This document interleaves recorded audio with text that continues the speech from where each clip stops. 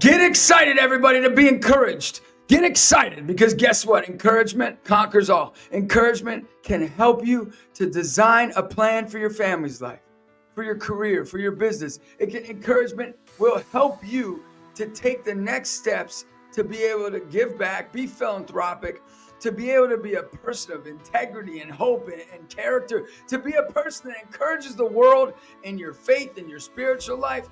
And I can tell you right now, we're going to have another guest on this week. But make sure that you know that I'm here to help you to be a better father, a better husband, a better mother, a better daughter, a better friend, to encourage those people.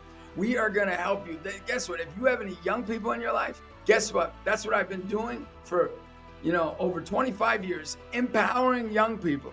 And I'm going to help you to be able to impact their lives through all the tools, all the resources we give you. We have different leaders. We have entrepreneurs. We have spiritual guides for you, witnesses. We have gifts of people with a family background. We have people that can help you with your mental strength and toughness. But today we have a guest. This guy, he must be Polish. I mean, he's got ski at the back. I mean, this guy, Michael Buzinski, this guy, he's fired up. And I want to tell you about him. He's a U.S. Air Force veteran, a serial entrepreneur, and a digital marketing expert. And he's going to explore with us his groundbreaking approach to simplifying digital marketing success and eradicating entrepreneurial poverty. He's got resiliency and innovation. I want to hear about this resiliency because that's what encouraged me. Come on, Michael. Let's get on here, man. What's up, man? Are you fired up to be encouraged? That's what I want to know. I'm always fired up. My wife's like, why is it? Can't you just wake up like normal people? I just bounce right out of bed and I'm ready. I don't want to get into your bedroom life here, man. There we go. You're always fired up. Let's hope your wife's fired up. No, I'm joking. But let me tell you something. I'm pumped, honestly, Michael, because you're here today to help people that are struggling. And encouragement is all about helping people. Before you get into more of your entrepreneurial success and how you can help people out of their entrepreneurial poverty, share just a little bit about your life. Where'd you grow up? How'd you get into this line of work? And what's a challenge that helped you get to this place? Well, I grew up a Air Force brat. I was born in England, but grew up in California, Northern California. Grew up on a farm until my parents got divorced at the age of 11. Moved with my dad at the age of 12. Grew up in the San Francisco Bay Area my high school years before I joined the service back in 1996, if I date myself now. And spent 10 years there. All along the time, I was a budding musician. I actually became a professional trombonist at the age of 13. That fell apart in a couple of years just because kids are kids and we all are going our separate ways and our parents have separate dreams for us. So I got into rock and roll, taught myself how to play guitar and stuff like that. So my whole young adult life was really circled around becoming a rock star, but I was always paying my bills with marketing and sales. That was the thing I just got gravitated towards. When you're young, it's the easiest job to get. And if you're good at it, it sucks you right in because the money's good. It was by the time I was 20, I was making today's equivalent of about $90,000 a year. I was living okay. I was living better than anybody I knew coming out of high school. And I was a high school dropout at that point. But fast forward to 2005, when I got out of the service, I actually created a recording studio to help people, working musicians, not have the experience I had as working musicians in a studio. About a year into that, I realized that working with starving musicians was a horrible business plan. And I flipped the company into a media production studio that then eventually grew into a multi-million-dollar creative agency. The struggle is that I was living in entrepreneurial poverty. I was working the 60, 70 hours a week. I wasn't going on vacations and I wasn't even paying myself six figures. I owned a multi-seven-figure business that was not even paying myself six figures. And at one point in 2018, I was sitting in my brand new 13,000 square foot facility and going, I don't want it anymore. Everything that they told me the dream was not, the dream was not being it wasn't fulfilling for me. I wasn't enjoying it anymore. And so I decided, told everybody I'm going to do business differently. And I decided to go virtual before virtual was really a big thing, post COVID. And I closed the whole thing down. I went through a bankruptcy to get out of my building, because that was the only way to get out of the building at the time. And that created a lot of anguish in my life. That whole process of failure and all of my old imposter syndrome came back in, and all this. Thankfully, my wife and my girlfriend at the time, now my wife, she worked through it with me. She saw what I was capable of, and she knew this was just a bump in the road. But when you're in it, it hurts. It hurts hard. So tell me about that, because that's where probably a lot of our listeners at. Like, they might be in a 9-to-5 job. They might be somebody that is sitting here maybe with the inflation going on right now. I mean, I don't care who you are. I don't care if you're on the top of the food chain or the bottom.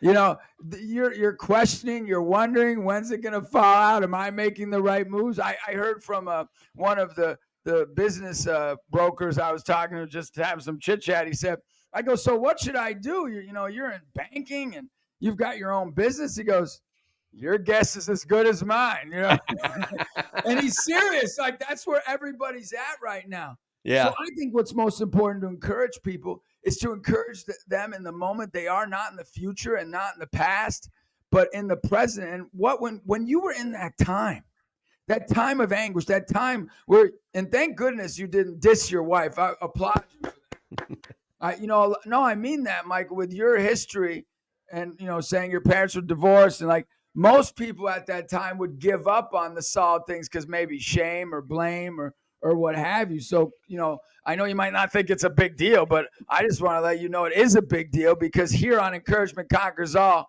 what's most important is what we believe, our family, and everything else, is after that, even business. So how'd you get through this tough time? Give us some like pearls of wisdom here.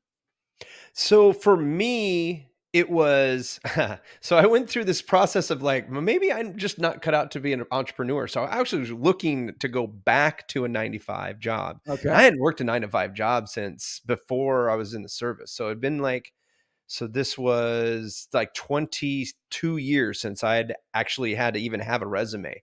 So we spent a week looking at like, hey, I could just be a fractional CMO at a medium-sized company making a couple $100,000 a year.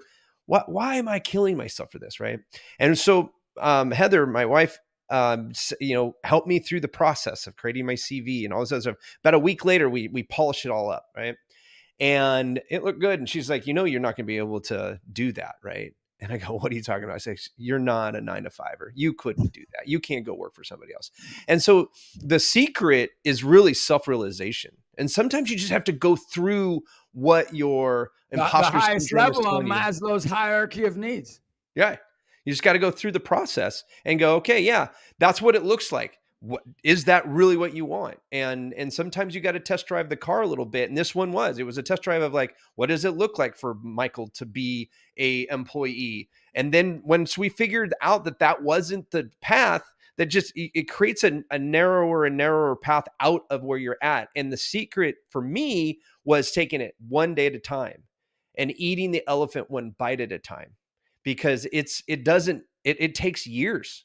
It takes years to get out of from the bottom. It took you years to get down there. It's going to take a couple years to get back out. Everybody's like, oh, well, this is this cliff. I was like, no, the cliff, that's just your perception.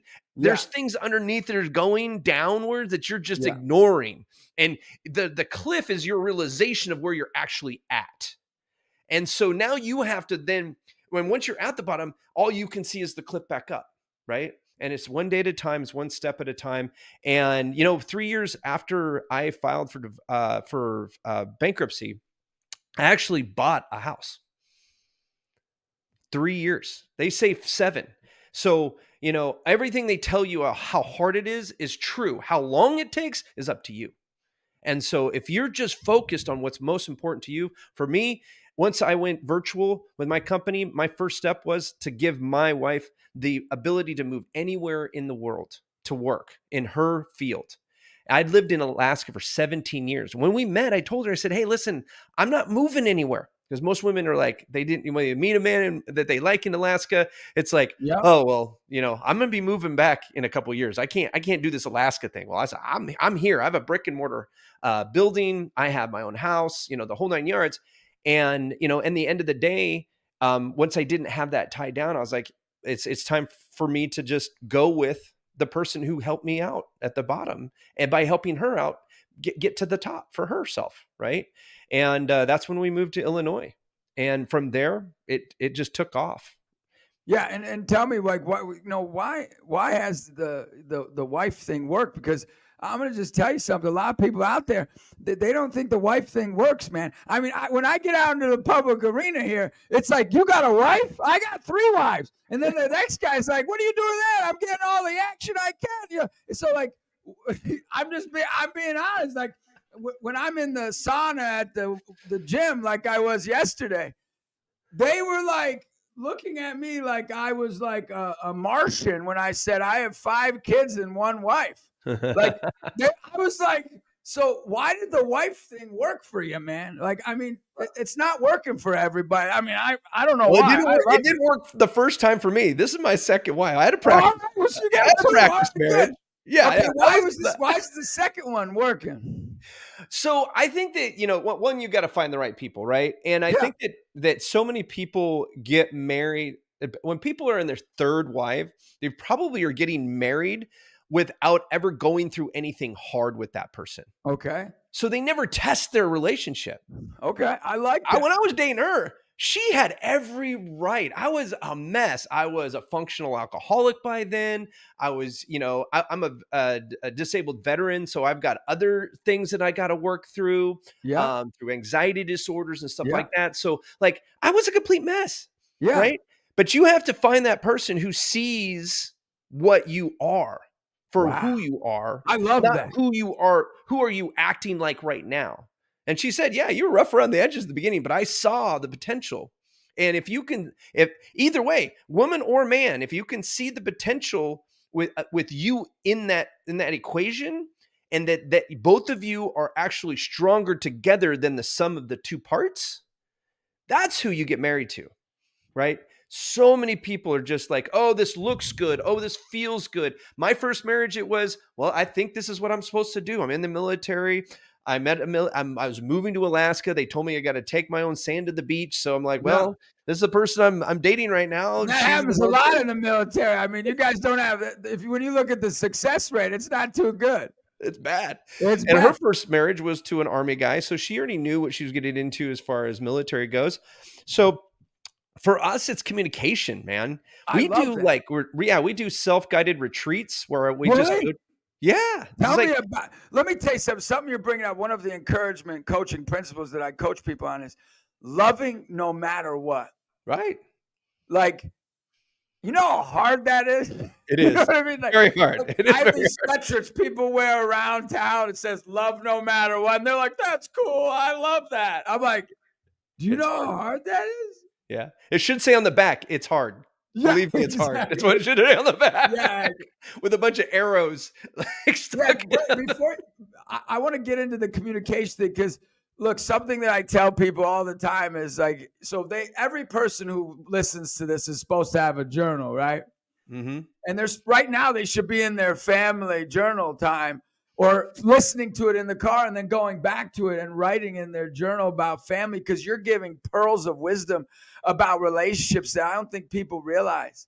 That if people don't love you, like in that mess and stay dedicated to you, it's not love, right? Mm-hmm. Now, I mean, if it's harmful, you need to get out of that, of course. Like if it's destructive and, things like that, build up the boundaries, and that's another discussion.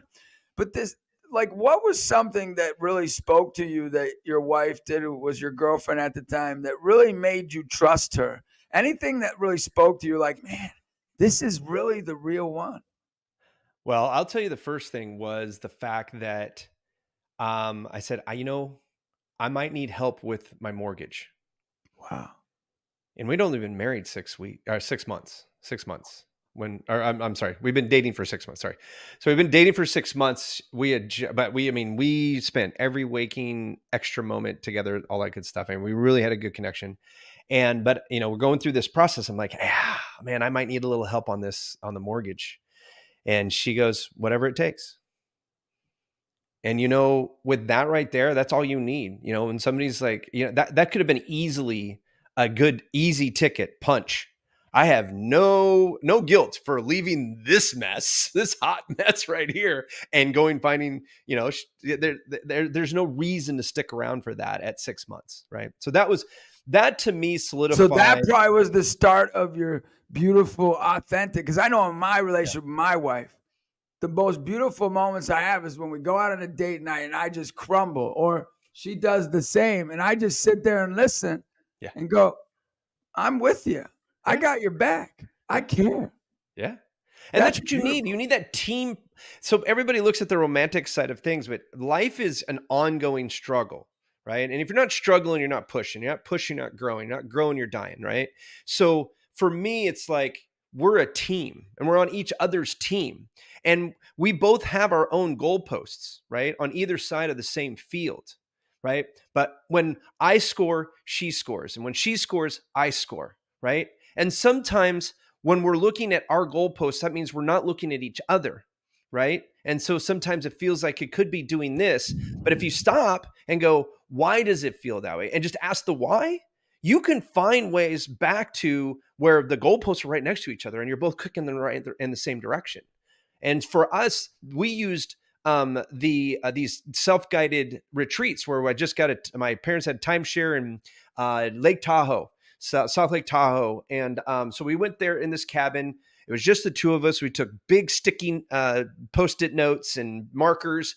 And I've done enough, team building and my building my businesses that I just took that same mentality of like, what's our mission statement as a couple? That's awesome. No, that's what I was going to get to. Everybody listening should have a mission statement, not just for their own personal life, not just for their business, but for their family. Right. And so then what is your mission? What is your mission? I'm interested. What's your? I'll give you my mission statement. You give me yours. So our mission statement. Let's see if I can recite it either. It's to live a life with love first, curiosity, and impact. It's beautiful. That's beautiful. So we want to live a life that leads with love. So when you get mad at somebody and you remember I'm leading with love. Yes. And then realizing like, just because like somebody cuts you off and you want, like for me, I want to yell at them, but then I have to, if I lead with love, I understand, you know what? They might need to get somewhere faster than me. Or maybe there's something happening in their life that's including them to understand that there are people around them sharing the road. And then it becomes okay. It's like, you know what? And they're going to go that way and they're going away from you. They're not going to impact you tomorrow. So who cares? Like, why? Just yesterday, Michael, just yesterday, I'm going through a stop sign and it's one of these 4-way stops. And I'm in the middle and this guy just decides he's not looking. He's probably whatever. Happen. Whatever it is. And he goes right in and he just keeps driving into me. Like totally. So we pull off. And if I would have got upset, you're so right about it. You got to always remember, I'm about being sensitive to people's sufferings. Yeah. Every day. That's what I really believe is important, to encourage people to be sensitive to their suffering that they're going, even if you don't know what it is. Well, he starts talking and he goes, hey, what's your name? I go, oh yeah. Where do you live? He goes, I live in Sherwood Farms. Oh, that's by my friend, Pat. He goes, oh, you know Pat? I go, yeah, he plays basketball with my son, Jojo. Jojo's your son? Oh, my God. Now, meanwhile, I had this guy on my prayer list for about 10 years, 8 years, because his wife died. And I felt horrible because his wife died when he was like, I don't know, like 30-something. And I was just devastated because I love his son. He's a good kid. My son played basketball with him. But the point you're making, Michael, is like when we listen with love, loving no matter what, that mission you have, what a gift for the world. So what you're saying is the overflow of your relationship becomes the overflow to the world. and to the people you meet. It's beautiful. Yep. It's And then beautiful. we also have a core values. What as a couple, what are our core values? And so over the years, and then what are our objectives for the next year? What's our goals for the next 3 years? What do we want to be in 5 years? Who do we want to be as a couple? Like when people look at us, Yeah.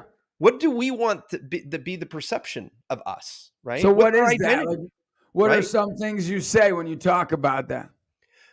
So like for us, it's, you have that power couple title that a lot of people throw around, right? And so when we looked at that, it's like we both want that power couple, but we were very specific. What does power couple mean, right? Power couple to us doesn't mean that we have to have driving Lamborghinis and living in a mansion and all these other things.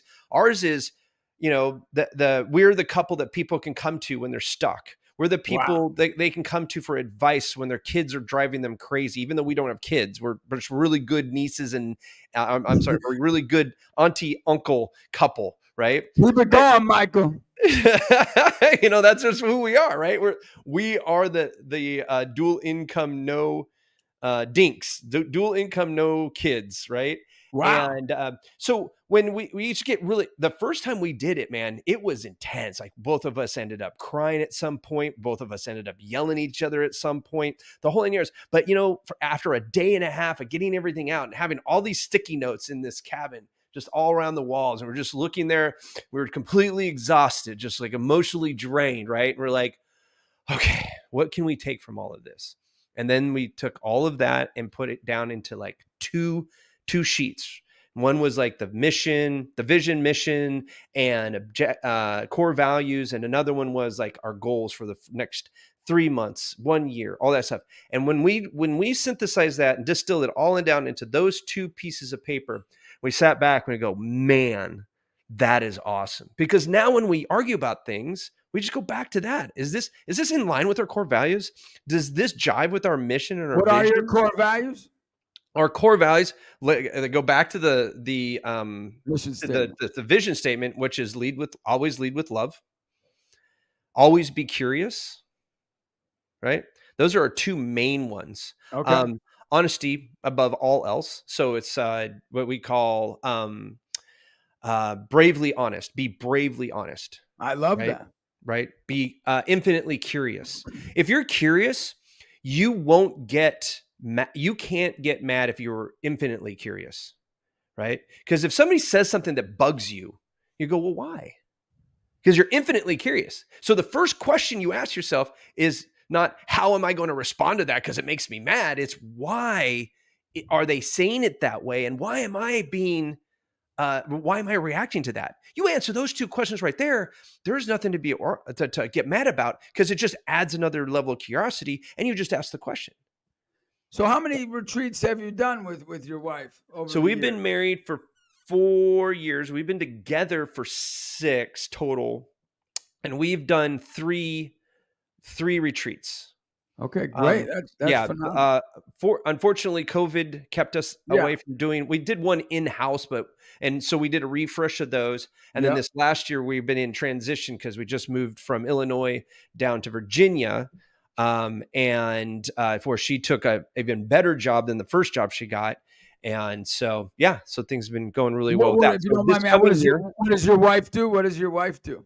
She is the executive director for the, I'm going to say this wrong. She's a really long title, but she works for the Colonial Williamsburg Foundation. She's the executive director of education and special projects. So I love Williamsburg. We just went this past year with the family. It's a great place. It's a great place. Yeah. But I want to let you know, thank you for letting me in on your life and your marriage, because on this podcast, really, that's why people are here. They want to be encouraged in their life so that they can end up doing better, and whether it's in their job or with their family or with their business or what have you. The first reason somebody would come on there because of the why. And I think that's why people, I always say, if you don't get to the why, you don't have enough fight in you. You don't have enough resiliency in you. And you use that word resilience. I use that word stories of resilience. Do you have one more story to share just about resiliency that kept you going, that gave you a fight that really could give our listeners like some encouragement? So I think the COVID was a really tough thing for a lot of people, right? Yeah. Oh, And for so sure. domestic violence was up, divorce was up, alcoholism was up, all that stuff was up, right? Mental health was down, all that good stuff. And so, we were cooped up and we're both social butterflies. And so we're in a town, we don't know anybody. We're locked into our house for months at a time and we're both working from home. So luckily we had a big enough house we could get away from each other, have our own space, all that stuff. But there was still this stress and we were doing okay, right? It wasn't like it was bad, but we would get in arguments when we shouldn't be getting in arguments. We get testy when we shouldn't be getting testy in them. And so one of the things that helped us was get help before we needed help. And so my wife suggested, hey, maybe we should do couples therapy, right? And it's real. This is the funny story here. And at first I'm like, okay. I'm being curious. I'm like, okay, let's see what this happens. What does this do, right? And the first time we went there, it was really funny because at the end of it, she goes, it's really refreshing to see people come in here that are still in love. He said, usually when I get a couple that's for the first time, they're already hating each other. They're just trying to figure out how to get away from each other, not try to get closer, right? And then over time they find that they do want to be together, or they find an amicable way to separate. That's usually the conversation. For us, it was, hey, we're not mad at we don't hate each other yet. We're not doing all that bad, but we could be doing better. And so for me, resilience comes from always wanting better. We call it constructive dissatisfaction in my company. So it's like, hey, you can do an awesome job, but could you done it better? Correct. Hey, we're doing pretty good in our marriage, but how could we make it better? Yeah. We went to counseling in the beginning of our marriage just because our theory was we don't want to go in the end. We'd rather go in the beginning, and it wasn't like we had that many problems, so it worked out. So I totally understand that, and so I like that with your business. So tell us about, we have all kinds of businesses. It's so interesting.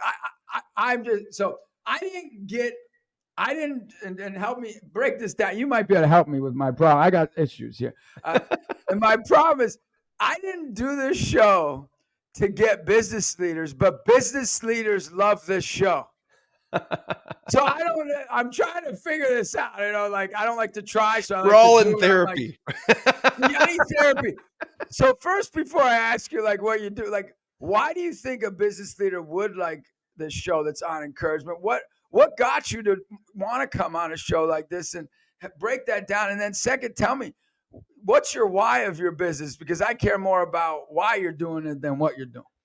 Sure. When I got invited to come here, I always feel that, for a long time, I felt like I was the exception to the rule when it came to business. So they always say that, great entrepreneurs usually go through at least 2 bankruptcies before they actually have their big breakthrough. Right. Wow. Yeah. And is that true? Technically it is. I haven't went through one yet, so maybe I'm okay. All right. There you go. Right. And so, and I didn't go through mine until like year 13. Like it wasn't until I tried to like really bust through. Right. Now I went through some ventures that went bust. And I think that has to do with it as well. So it's not you personally going through a bankruptcy, but the bust, the boom and bust of businesses, right? I've had 50 of those. Yeah, there you go. So I think that when I get in, and I went through all of those, I'm a serialpreneur, right? And there's, if you look at how many times Jeff Bezos has failed. How's it going? It's Justin Fatica, and I can tell you I'm so thankful for your encouraging messages and engagement and joining us for our videos that we hope are bringing you encouragement when you need it most. Now, before you go, I want to tell you about some exciting news. Since I was 19 years old, it's my dream to build facilities for kids. Well, that dream is happening. It's a place where young people and their families can relax, socialize, work out, be encouraged, that they can make a difference in somebody's life every day or have their lives be be impacted. That's where we need you. We need you to ask yourself if you'd like to help us to break ground. You can be a part of this mission within less than 1 year. But if we don't have help, we can't do this. Now, I know right now there are a lot of people struggling, but we're just looking for pocket change, a rainy day fund, or to connect us with partners who can help make this dream a reality. We want every single kid and every single family to know they're amazing. And it starts with you. Please like, share, and subscribe to our content so we can keep you updated, so you can keep us going. And together, remember, we are making a lasting impact. Thank you for your generosity. Thank you for your support, and stay encouraged. And never forget, you were made for an amazing day, and it starts with what lives within you. You're amazing. After the success of Amazon, you would think, oh, this guy's not very good. But that's what entrepreneurs do. We're always testing the next idea. We're always building new things and seeing if they're going to work, right? And so for me, when I get invited to a show like this, I think it's my responsibility to let people know it ain't easy. You can fail and still succeed. You can grow through strife. You need that to build your resilience. And the more resilience you have, the better you're going to get at building a business that works for you and not the other way around. And that's my why of my business too, because in the beginning, it was I always have a soft spot for small businesses. They're the backbone of our economy. They create like 69% of all new jobs in the United States. And the middle class, the stronger our middle class, the stronger our country, right? And so for me, it was like, how can I support that after served my country? I was like, how do I serve my country, continue to serve my country through what I'm passionate about, which is marketing. I love creative. I love this part of the business, of business, I should say, overall. And so I filled that gap serving small businesses because nobody else was giving that level of service in the marketing side. And so now my why, and why I wrote the book, The Rule of 26, was that marketers are making it, they're self-serving in how, most of them, I should say, are self-serving in how they approach marketing, right? And it's not to their own fault, though. It's just the way that the business has been structured, right? It's how they get paid.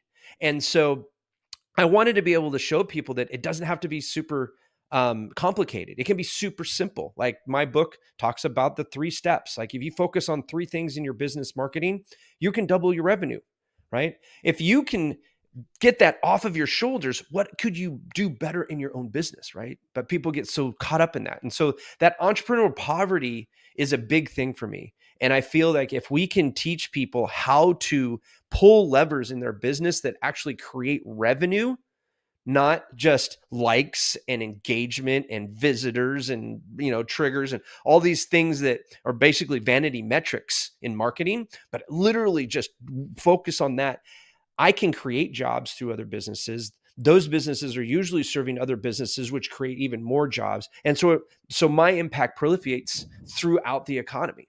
And that's my why. You're the middle class. I'll call you the middle class encourager. Like you're the middle class encourager. I'm pushing everybody from middle class to upper middle class. Like that's what I want everybody to be in when it comes to entrepreneurship. Because if all of our entrepreneurs are in the upper middle class, guess what? All their employees are in the middle class. They're not impoverished, right? They're able to pay them well and keep them happy. And that right there for a lot of employers, that's their impact on their community, is that they are creating jobs. At one point, I had 22 employees in a town of 370,000 people. Not a big impact, but guess what? In my niche, I gave opportunity where many other firms would not give those people opportunities. And they flourished because of it. So talking about your book, Rule 24, like what are the 3 core pieces, the premise of the book? Right. So the Rule of 26 states that if you increase your average revenue per client, your website conversion rate, so for every 100 people who come to your website, how many people actually reach out to talk to you, and your unique traffic to your website, each by 26%, you get a compounded output of 100% or double the revenue. Wow. And you've seen that through how many different companies that you've worked with? It works with every one of them? It's a mathematical equation. I don't have to give you case studies because Yeah, it's math. it It's just literally just math. naturally happens. But I'm Yeah, saying, it how happens. many of So you out you of do all it of or you those, don't. how many of you have gotten there? What I'm saying is like, how Oh many of you? yeah. Oh my gosh. I've worked with over 1,200 companies over the last Okay, 18 years. So, they don't how always many of tell the me when 1,200 they have you hit gotten double. there? What? How many of the So from 1,200 have you gotten to the Rule 26? So like I said, like they don't always give me the numbers, but from what I can tell, I've gotten the people who do it always get it, right? And the people who don't do it never get it. Right? I mean, Yeah, for sure. it's either it's a yes or no type of thing because a lot of times we set them up and then they go off into the sunset and we don't know if they made it Yeah, or not. you don't know Yeah, if they're getting it. you're right. So But I know so that out of the 1,200 that there's at least 300 that I've worked with personally. Like when I work one-to-one with them, those people right there, when we work just specifically on those, about 300 of them have met at least the first time of doubling. And I've got dozens that have done it again. So technically quadrupling their revenue because if you do it twice, you will have had quadrupled your revenue from when you started with me.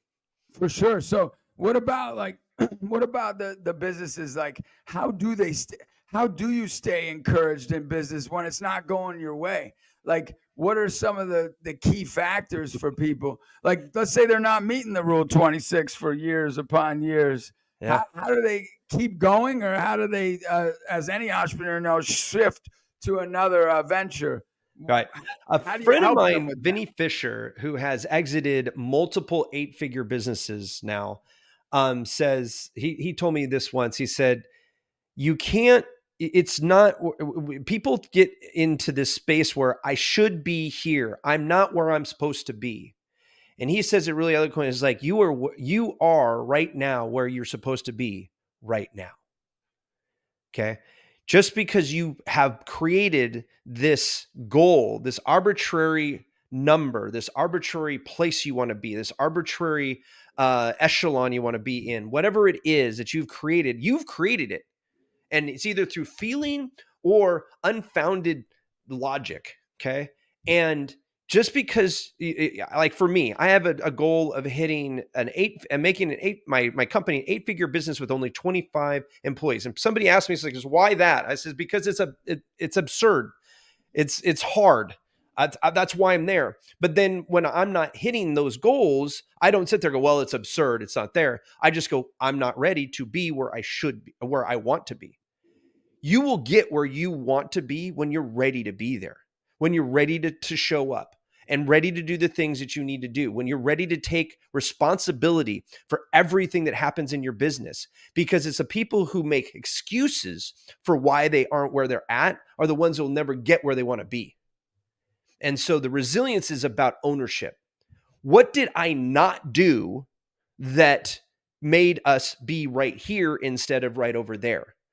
And when you sit there and say, well, I hired somebody wrong. Okay, you hired somebody wrong. Well, no, somebody else in my company hired somebody wrong. Well, you hired that person, you put them in charge of that. So what part of your process that you put in place is making it to where they're hiring the wrong people?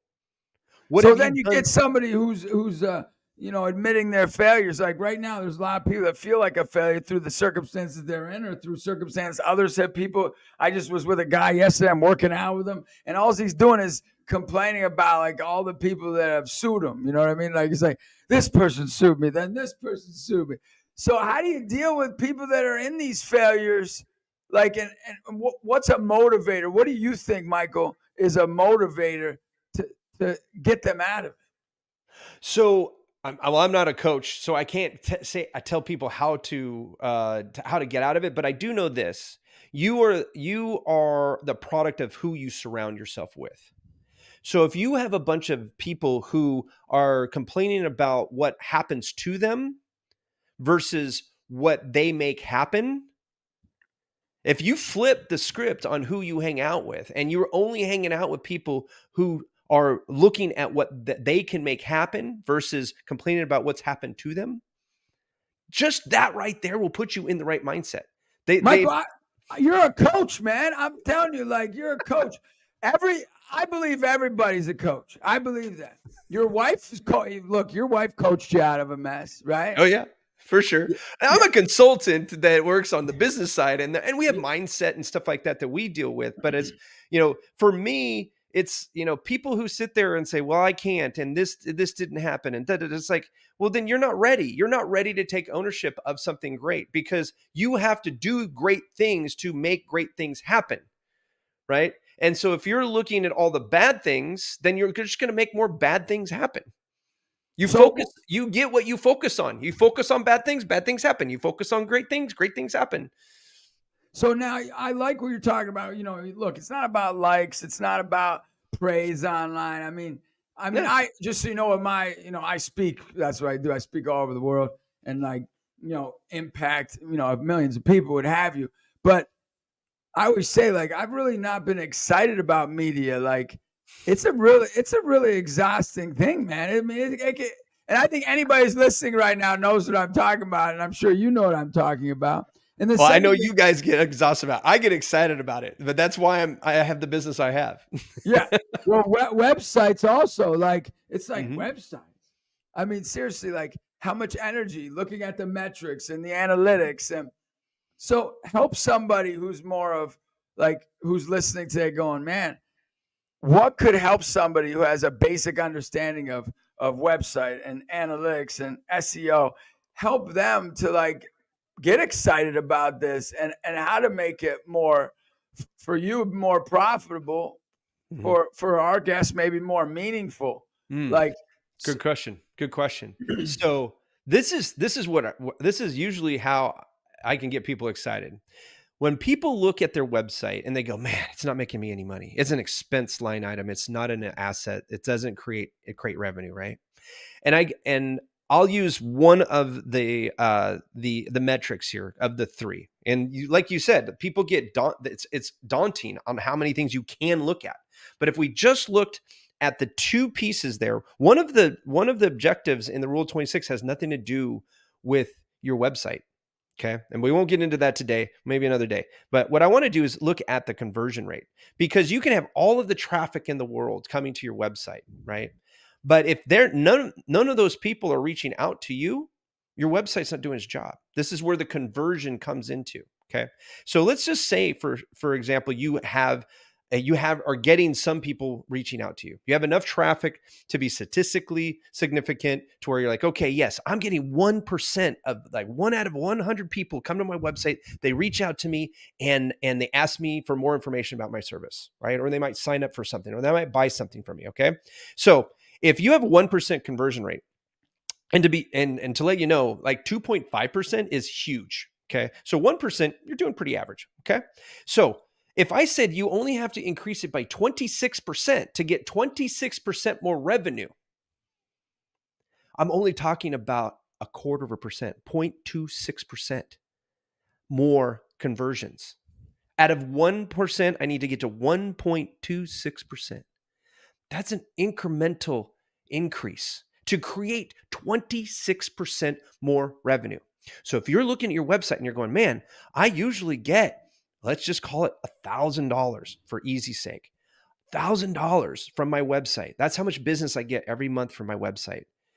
If you increase that by 26%, you're going to add another $260 to your bottom line, or your top line, I should say, to your top line, by just adjusting what you're saying and how you're saying it on your website. You're not spending any more money on ads. You're not having to create any more new offers or anything like that. Just how are you talking to your ideal client, right? We call it the perfectly profitable prospect. And that's the great thing about the Rule of 26 is it all permeates through all three objectives. When you focus on talking to your best client, which has nothing to do with you building a website, it's you understanding who you want to do business with and why you bring so much value to them. Once you get clear on that, and then you figure out how to make that happen on your website to where you're connecting with people and creating this know, like, trust paradigm, you're going to get more than 26%, because 0.26% is not that much. Yeah. No, that's a great example for the metrics to look at that. And what about social media? What are you seeing the advances in that? Is how do you work with that? So I'm an anti-social media marketer. Okay. All right. No, tell me why. I had a guy last time who said he's all about it. So tell me why you're not. So for the last 5 years, I've always struggled with social media. I'm just not a social media guy. Like, I just don't like sitting and camping out on social media, right? For Just sure. not my thing. But for years, we've helped people. In the early days, you could, as a business, only post a couple things here and there, and everybody got to see you, right? And so all you had to do is increase your audience, and you will increase your revenue. But now, the way that the algorithms are working, you're only getting anywhere between 1 out of 100, or I'm sorry, 5 out of 100, or 5% to 20% of your audience sees any one of your Correct. posts, Correct. right? And so That's crazy. so most social media marketers are like, well, you just have to make more so you get the frequency, and you feed the algorithm, and all you're doing is feeding the Metas and the LinkedIn's of the world's pockets, because you're giving them more content to then, because the more content's on the feed, the more times they can stick in little advertisements. So all you're doing is helping them when you do that. Well, what do we have the least of as business owners? Time. We don't have time to be doing this, right? We don't have time, Gary Vaynerchuk, to make 102 pieces of content every freaking day. I just don't have freaking time to do it. So for the last 5 years, I'm like, That's not encouragement. We need time to I'm encourage. getting to it right now. Here it comes. So you got to break it down to build it up. Here. So for the last 5 years, No, I I have like it. come up with a process, and it has been proven by friends of mine who have made millions of dollars doing just this. Is less is more. And so I created a framework. It's a business, a social media business, social media planning blueprint that basically allows us to create 30 pieces of content that lasts a year, and they can recycle it over and over. It's called evergreen content. Yep. And so I'm helping so I work primarily with B2B service-based businesses. So business management, coaches, consultants, fractionals. Okay. So what they don't have time for is playing around on social media. And I'm like, neither do I, because I'm the same type of business. So we have now created a way to where it's like, in less than a week, we can create an entire year's worth of social media and never have to think about it again. And it'll work there in the background for us, doing just what it's supposed to do. Be there for when people come through your ecosystem, right? And they go, ooh, I like Justin. I want to see if I saw something that Justin did over here. I'm going to go to his social media to see if I know, like, and trust him. Oh, Yep. I like him. I like his personality. He's saying trustworthy stuff. He's being congruent with what he said over here. He's saying over here. Okay, great. Okay, great. Now I'm going to go back to his website and actually start engaging. Okay. Now, if you have a community and stuff like that, that's completely different, right? But if you're just using it to be out there and be visible, you don't have to create content every single day. You just have to have evergreen content there for when people come to you to see if they like and trust you. So that's how your business does it. Yeah. We're We're just like, get it off our plate so we can go focus on things that actually go back to the rule 26. What you're saying is website, and what else matters for the what else matters most? Your visibility is the most businesses have one or all of the three crises. I say they have an identity crisis, they have a visibility crisis, and they focus crisis. Okay, so your identity crisis is not who you are; it's who are you trying to serve, right? Yep. Because which then feeds their focus. Because how many times you hear, well, anybody who. Well, now you have an identity crisis and a focus crisis, which creates a visibility crisis, because now you just become part of the noise. Well, if you're part of the noise, you don't stick out. If you don't stick out, you don't get chosen. So you now self-perpetuate these three crises over and over and over. It makes it, and you just drill yourself down into the noise versus getting really focused on who you really are passionate about serving, who you can have the biggest impact on, and then connecting with them through focus will create that visibility.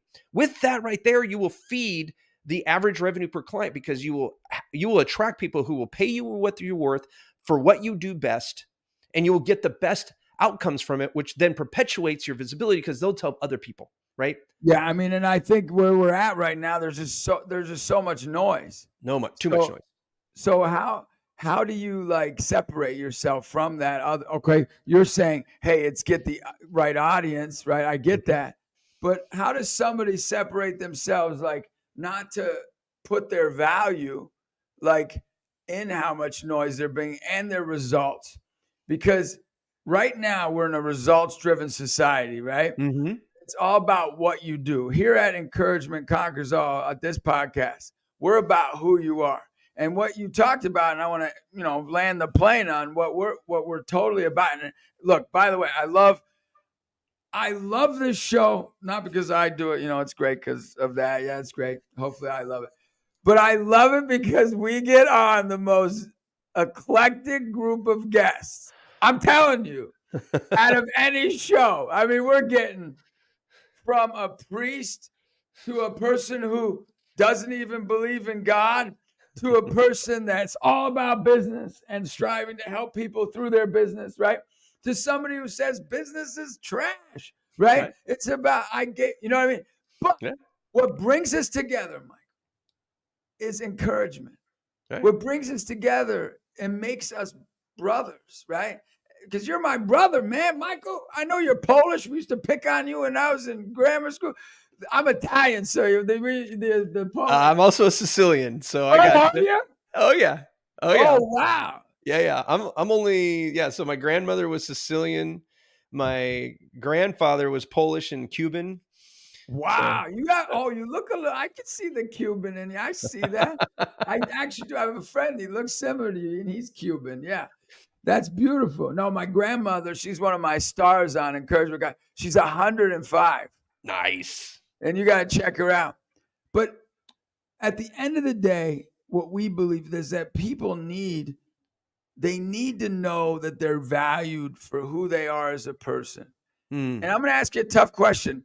Who we are, we determine, from my perspective, is like who we follow.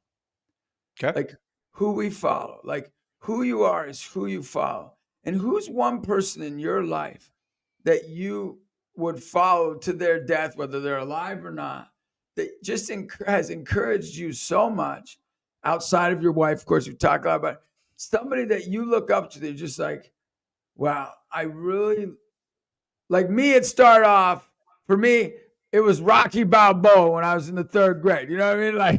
Like, so even though he's fictional, I just love the guy. And it moved on for me, was Jesus. And for me, it was my wife and my grandfather and now my grandmother. And these people that just inspire me that I would I hope die for. Mm-hmm. So who would you die? Who's somebody in your life that you just are so encouraged by? Because at the end of the day, all the results or no results, I want people to know who's listening, that who they are matters, and being an inspiration for somebody is most important. So, it's funny. I don't have a lot of idols. Like I just, every time I've gotten close to an idol, I found out they're just as human as I am. You get let down. Yeah, I get let down. But somebody who had never let me down and always inspired me was my grandfather, who was also a serial entrepreneur. Wow. And I come from a long line of merchants, if you will. Wow. All the way back into Sicily with merchants, and in Cuba, merchants and business owners and stuff like that. So it's in my blood. And he epitomized he was married to my grandmother for, I can't remember, over 50, 60 years, I think, over 60 years. He lived to 97. So God rest his soul. He was devout Catholic. And there was not, I remember when he was, getting older, he was praying to God to die because it's against the religion to take your life. Yeah, of course. But he didn't want to be there. He didn't want to be on earth anymore because his wife wasn't there anymore. Right. And then that's the amount of love he had for his wife and the support he had for the 5 kids that he raised while building these businesses and being a provider. And to me, I think that epitomizes something that is missing in our nation right now, is that patriarchy that has to be there to support the matriarchy for our next generations, right? And I believe that wholeheartly. That what's going to do that? What's going to do that? Like, what did your grandfather do that spoke that? He never gave up. It was a duty. It's a sense of duty. I think that really is admirable, right? When people take ownership of what they can and will do, right? So he married a woman who they had, and I don't know what their goals were, but they had goals, right? And obviously kids were one of them. They had 5 of them, right? And so they made a commitment to those 5 kids and to their marriage as part of that, raising those 5 kids as good humans, right? And I I think that that's something to me is admirable. And he did it to the day he died. He spent a lot of time with his kids, until, he even in the end, when he couldn't always remember all the stories he told us, we would listen to him again because they were awesome stories. He was a trained belly gunner in World War II, so he was a brave soul, and he didn't get drafted. He went in, and volunteered for that. So to me, when you can find somebody who just, no matter what, it doesn't have to be it doesn't have, I'm not a Catholic. I'm a recovering Catholic. I believe in a higher power. I believe in spirituality. But I don't, I have my druthers with organized religion, and specifically with the one that I was raised in the Catholic Church. But aside from that, though, that doesn't make me any less appreciative of who my grandfather was.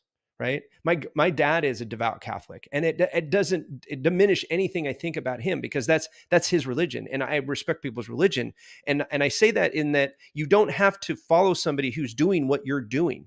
Right. I don't know if you were a boxer in a previous life, Justin, but you found that drive and that determination in Rocky's character. That's what you were idolizing, is that you wanted to be that person that was so focused that it doesn't matter what it is, I'm going to get it.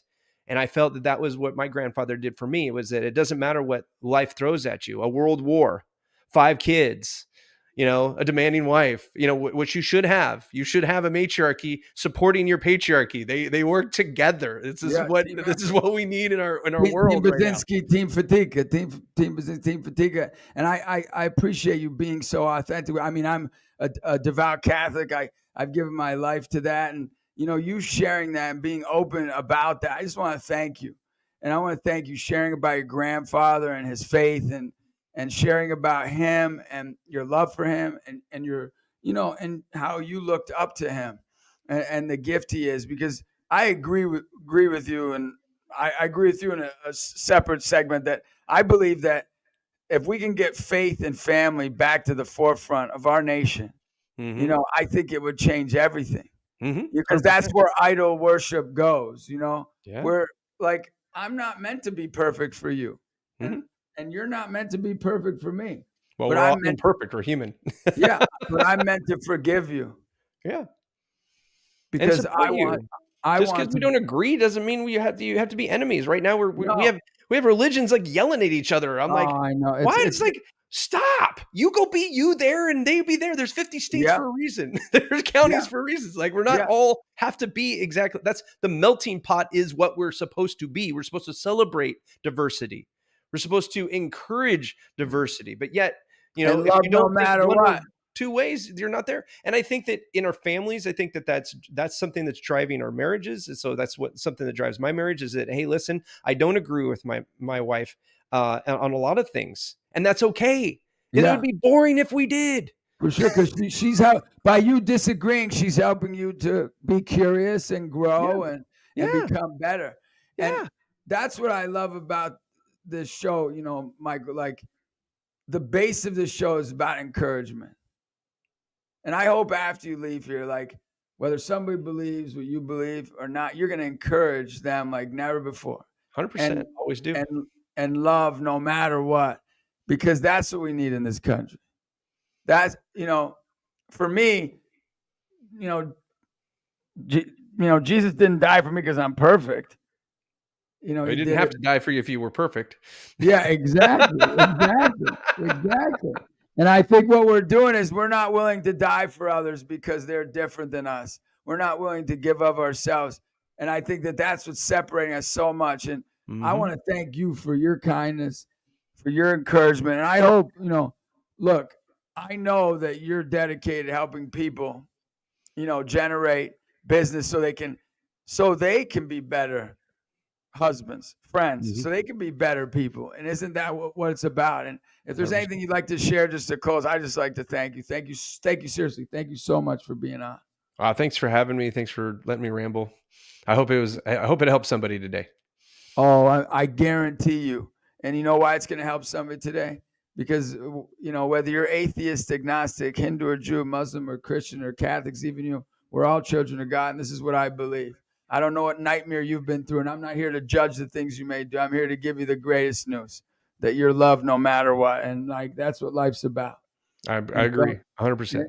And we got to keep it going. Michael, keep it going, man. And I will. keep encouraging and never stop. Look, I want to tell you, parents out there, leaders, entrepreneurs, where can we get a hold of you, Michael? Where's a great way to get a hold of you? You can check me out at buzzworthy.biz. If you want to check out my book, it's ruleof26.com. Yeah, make sure we'll have all that information. And really why I have a guy like Michael on is because we want to help you encourage others.